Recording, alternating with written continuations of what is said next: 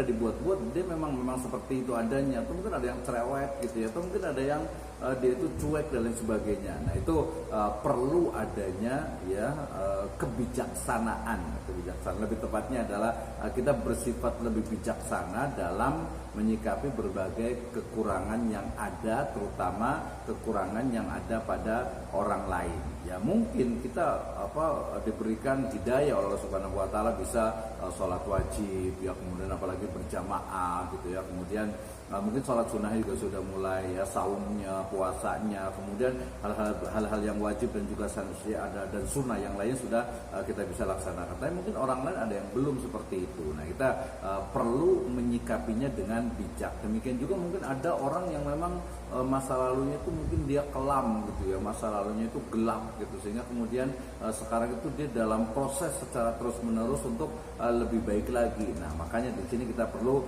lebih bijak dalam menyikapi ya kekurangan orang lain. Kalau kekurangan kita ya sudah pasti itu kita hanya kita yang tahu, dan kita berarti bagaimana ya mengoptimalkan potensi kita ya, kekurangan kita jadikan sebagai kekuatan mestinya. Itu ada di video yang lainnya. Nah mudah-mudahan Allah Subhanahu wa taala memberikan hidayah serta inayahnya, sehingga ya kita diberikan hidayah ya, kita diberikan satu anugerah dari Allah Subhanahu wa taala untuk tidak cepat reaktif, untuk tidak cepat melihat kekurangan orang lain kemudian kita menjudge-nya atau mengadilinya, menghukuminya tanpa terlebih dahulu melihat bagaimana background, bagaimana latar belakangnya, bagaimana kenapa itu terjadi, kenapa itu dilakukan. Nah itu perlu kita pelajari kembali, sehingga tidak langsung oh ini salah, oh itu tidak tepat. Betul, memang itu tidak tepat, memang itu salah, tapi kita perlu melihatnya lebih detail, lebih mendalam, lebih